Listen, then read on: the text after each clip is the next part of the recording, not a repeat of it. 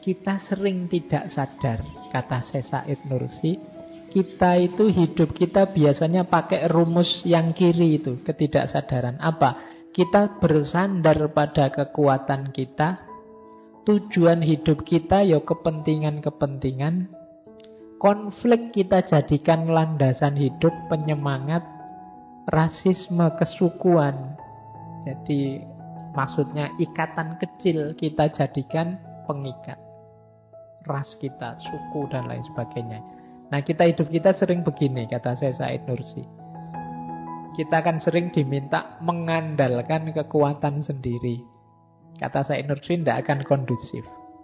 Kita juga sering hidup kalau tidak konflik, tidak maju-maju misalnya.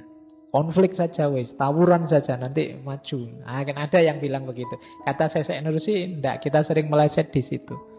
Begitu ditanya tujuan, selalu yang kita kedepankan adalah kepentingan. Akibatnya apa? Kalau kekuatan kita jadikan sandaran, biasanya kita jatuhnya adalah tidak tahu diri. Kalau tidak tahu diri, biasanya kita melewati batas. Orang yang percaya diri itu bagus, tapi terlalu percaya diri biasanya melampaui batas. Dia tidak bisa ngukur kekuatannya sendiri. Pak, saya semangat ini Pak, belajar filsafat. Ngajinya lanjut sampai jam 12 misalnya. Kemantepan. Nah, kamu mengandalkan kekuatanmu. Begitu nekat sampai jam 12 terus besok pagi greges awake. Tidak ngerti kekuatanmu sendiri. Jadi kadang-kadang kita hidup itu kan gitu. Lupa dengan batas kita sendiri. Menganggap pokoknya bisa lah. Kan sekarang banyak motivator-motivator. Kamu pasti bisa. Kan gitu. Iya. Padahal sudah terbukti tidak bisa saya Pak, tidak nyampe. Pasti bisa gitu. Iya. Akhirnya kan kamu stres karepmu dhewe. Katanya pasti bisa, kok tidak bisa-bisa? Pasti bisa. Ya. Di antara kebahagiaan hidupmu adalah kamu ngerti batasmu. Ya pasti bisa dalam rangka membangun optimisme ya, tapi kamu harus tahu batas. Ngerti, oh iya Pak, ya bagus sih itu Pak, tapi saya belum nyampe. Belum mampu ke sana. Itu hidupmu akan bahagia. Tapi kalau kamu tidak ngerti batasmu sendiri, ya hasilnya mesti kamu akan gelisah. Mungkin depresi-depresi. Hari ini banyak orang depresi. Maka kalian hati-hati ya. Karena zamannya memang seperti ini. Cepat sekali berputarnya zaman itu. Nah, tetap nikmati hidup. Meskipun yang lain cepat, kamu boleh tidak cepat. Nah, orang Jawa punya jargon yang luar biasa. Alon-alon waton kelakon. Daripada terlalu cepat terus meleset, mending pelan-pelan dan dapat semua. Daripada kamu tidak betah, Pak, saya tidak betah sudah Pak, kemana-mana ditanya kapan nikah, nekat wae, meleset nanti. Tidak, ya pelan-pelan, insya Allah nanti dapat. Kalau belum dapat ya nasib. Tidak apa-apa. Yang penting nikmati hidupmu. Yang sulit itu hari ini adalah menikmati hidup. Banyak orang yang tidak bisa menikmati hidup. Mengejar kesuksesan banyak orang bisa. Mengejar keberhasilan market yang tinggi-tinggi banyak orang bisa. Yang sulit itu orang menikmati hidup. Biasanya kuncinya karena mampu mengelola keinginannya, mampu mengelola kekuatannya, tahu batas dirinya. Baik, saya lanjutkan. Yang kedua, kepentingan. Jangan lupa, yang namanya kepentingan itu tiap orang beda-beda. Kalau tujuan hidupmu hanya kepentinganmu, siap-siaplah tabrakan dengan orang lain. Maka jangan itu. Nanti ada alternatifnya dari Syekh Said Nursi. Jangan hanya kepentingan yang kamu kejar. Yang ketiga, apalagi konflik. Konflik ini akan membawa pada pertarungan, perselisihan. Apalagi rasisme. Rasis itu akan membuatmu agresif, sombong. ciri-cirinya orang yang akan gagal. Maka kata Syekh Said Nursi, gantilah kekuatan dengan kebenaran. Sandaranmu adalah kebenaran. Orang Jawa menyebutnya kasunyatan. Bahasa Islamnya hak. Kata Syekh Said Nursi, antara lain yang ada dalam Al-Quran. Jadi kekuatan ganti. Jangan bersandar pada kekuatanmu, bersandarlah pada kebenaran. Yang tadi saya sebut, kamu ngerti batas, ngerti kenyataan dirimu, itu kan namanya kebenaran, kasunyatan. Yang kedua, gantilah kepentinganmu dengan ridhonya Allah. Yang ketiga, gantilah konflik dengan persahabatan, dengan kerjasama.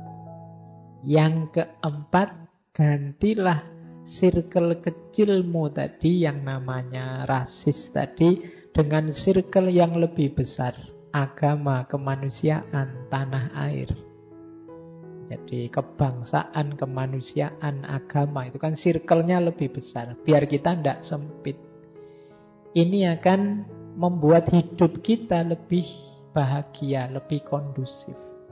Jadi jangan kekuatan tapi kebenaran, jangan kepentingan tapi ridhonya Allah, jangan konflik tapi kerjasama, jangan ras, jangan sara tapi kemanusiaan, tanah air, agama. Baik, jadi ini hakikat sosial yang kedua. Nah, ini saya agak cepat, masih banyak karena waktunya kurang separuh. Untuk ketahanan sosial, kebersamaan, ingat-ingatlah dua rumus ini, kata Syekh Said Nursi. Yang pertama apa? Surat Al-Anfal ayat 66. Wala tanaza'u fatafshalu wa tadhhabari hukum. Jangan kalian senang gegeran, senang berselisih, karena itu akan jadi akar perpecahanmu. Kalau sudah pecah, tadhhabari hukum. Lenyap anginmu, bahasa letterleknya. Maksudnya apa? Hilang kekuatanmu. Saya khawatir kalau tak terjemahkan tadhhabari hukum itu lenyap anginnya, terus kamu bayangannya kayak antangin itu, bablas anginnya. Enggak, maksudnya enggak ke situ. Jadi tadhhabari hukum itu hilang kekuatanmu. Jadi jangan seneng berselisih. Kita itu kan sering iseng. Kalau ada orang punya ide apa, gagasan apa, daripada sepi, di debat yuk, dikomentari yang aneh-aneh biar rame di debat. Nah, ini mancing-mancing tanazuk, perselisihan. Karena kalau tidak hati-hati, perselisihan itu akan melahirkan perpecahan, fatafshalu. Dan kalau sudah pecah, ya sudah, kekuatanmu hilang, tadhhabari hukum. Kamu tidak akan dahsyat lagi. Ini ilustrasinya gampang, kayak waktu kita SD itu loh. Satu lidi mudah patah, banyak lidi jadi sapu. Nah, cuma kalau kamu males nyapu, sapunya tadi sia-sia. Berarti ya bersatu dan aktif kreatif. Yang tadi, sakhs maknawi tadi. Ini rumus pertama untuk ketahanan sosial. Jadi jangan suka mancing-mancing konflik. Biar kita tetap tangguh dalam kebersamaan. Yang kedua, Al-Hasr ayat 9. Wa yu'siruna ala anfusihim walau kana bihim khososoh. Dan mengutamakan yang lain atas diri mereka, meskipun mereka sendiri juga punya kepentingan. Ini rumus persahabatan yang ada di banyak tokoh kemarin sebelumnya juga ada ini kan. Mengutamakan sahabatnya, meskipun aku juga penting. Jadi sama-sama pingin minum, temanku duluan Mungkin khawatirnya ini kurang minumnya misalnya. Ini namanya wayu siruna ala anfusihim walau kana bihim khososo. Jadi mendahulukan teman. Ya kalau urusan makanan biasanya kan rebutan. Pengalaman saya yang mendahulukan itu sering-seringnya malah kalau sholat. Iya. Siapa yang jadi imam itu, wah silahkan. Wah, jadi bisa gini terus. Jadi lama itu latihan saingan jempol itu. Silakan, silakan gitu. Itu untuk jadi imam. Yang termasuk saf itu banyak yang kalau ada saf depan lowong itu tidak balapan maju, tapi saling mempersilahkan. Oh silahkan. Oh silahkan saja. Jadi akhirnya sampai imamnya takbir kosong. Tidak ada yang mau maju. Jadi kalau kok milih di belakang Thomas softnya? Enggak Pak, itu kan sekarang kalau habis Jumat banyak makanan. Nanti kalau barisnya di depan, wah telat kalah sama anak kecil-kecil itu nanti. Oke, ya itu. Nah, ya harusnya tentang makanan juga wayu siruna ala anfusihim. Yo saudaranya yang lain tak. Wah saya nggak rebutan. Nah, sebenarnya saya ada kesempatan, tak tunggu aja nanti habis apa enggak. Kalau yang lain butuh ya silahkan diambil, saya terakhir saja. Harusnya begitu. Tapi kan enggak tega Pak. Eman-eman. Baik, tapi ini rumus untuk ketahanan sosial. Jadi 2 ayat ini. Jadi yang pertama, jangan suka mancing-mancing perkara, jangan gemar berselisih, berdebat. Yang kedua, utamakan sahabatmu. Oke, lanjut. Nah, ini teori besar selanjutnya berhubungan dengan ukhuwah. Prinsip, ada 6 prinsip. Prinsip pertama ini, kata Syekh Said Nursi, kalau engkau menganggap bahwa manhaj dan pendapatmu benar, engkau berhak berkata manhaj dan pendapatku benar atau manhaj dan pendapatku lebih baik. Tapi engkau tidak boleh berkata hanya manhaj dan pendapatku yang benar dan yang lain salah.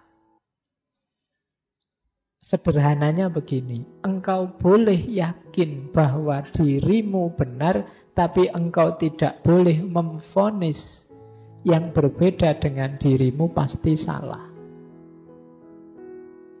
Jadi, kenapa? Ya, apalagi terhadap musuhmu. Sebab pandanganmu yang penuh kebencian dan pikiranmu yang terbatas tidak bisa menjadi tolok ukur dan penentu yang menetapkan kekeliruan pendapat orang lain.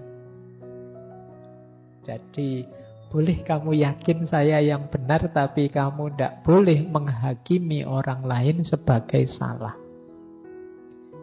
Nah, ini rumus. Menarik, ada kalimat yang masyhur sekali, ada yang bilang dari Imam Syafi'i, yang beliau bilang dulu pernah kita ngaji tentang beliau, pendapatku benar, tapi mungkin masih mengandung kesalahan. Pendapatmu menurutku salah, tapi mungkin masih ada unsur-unsur kebenarannya. Nah, ini kenapa sih begitu? Wong kita itu manusia yang ilmunya hanya sejauh pengalaman kita. Akal kita pun terbatas. Yang hari ini kita anggap baik, benar, mungkin besok ketika ketemu fakta baru, data baru, situasi yang berubah, sehingga yang kita anggap benar ini harus direvisi. Berangkat ke masjid itu mulia, tapi begitu pandemi datang, kita harus mau merevisi bahwa lebih baik di rumah daripada ke masjid. Cium tangan ustadz itu tawaduk utama, tapi zaman corona, yo kamu jangan nekat cium tangan kalau kamu sayang sama ustadzmu. Loh, ini yang dimaksud jangan memutlakkan kebenaranmu. Kamu meyakininya oke, tapi apalagi kamu menghakimi yang lain. Ini prinsip yang pertama. Sumbernya perpecahan itu sebenarnya bukan karena engkau yakin benarnya pendapatmu, tapi karena vonismu pada salahnya yang lain. Apa bisa Pak? Begitu bisa. Dan sangat mungkin. Dalam hidup ini banyak kita melakukan itu meskipun tidak sadar. Contoh paling mudah. Misalnya teman-teman sedang jatuh cinta. Itu kan kita merasa bahwa pasanganku inilah yang paling cakep sedunia. Ya kan? Yang paling ganteng sedunia, yang paling gagah sedunia. Kan tidak masalah begitu. Tanpa harus kita, kalau kamu jelek, kalau kan nggak harus pakai begitu. Jadi, kamu yakin bahwa engkau cakep, nggak apa-apa, tanpa harus bilang bahwa temanmu jelek. Kalau kamu masih perlu bukti jeleknya temanmu, meyakinkan dirimu ganteng, sebenarnya kamu tidak terlalu yakin dengan kegantenganmu sendiri. Kalau kamu masih butuh salahnya orang lain untuk menegaskan bahwa kamu benar, sebenarnya kamu belum terlalu yakin dengan kebenaranmu. Jadi engkau tahu bahwa kalau kamu yakin bahwa aku benar, kamu tidak butuh penguat, kamu tidak butuh bukti fakta apapun termasuk bahwa yang lain salah. Kalau teman-teman yang, Pak, menurut saya yakin jalanku yang benar ini. Ya sudah, jalan saja di jalanmu. Tidak perlu kamu, tapi saya ingin membuktikan teman saya itu salah. Ya kamu akhirnya nggak jalan di kebenaranmu. Kamu hanya fokus mencari salahnya temanmu.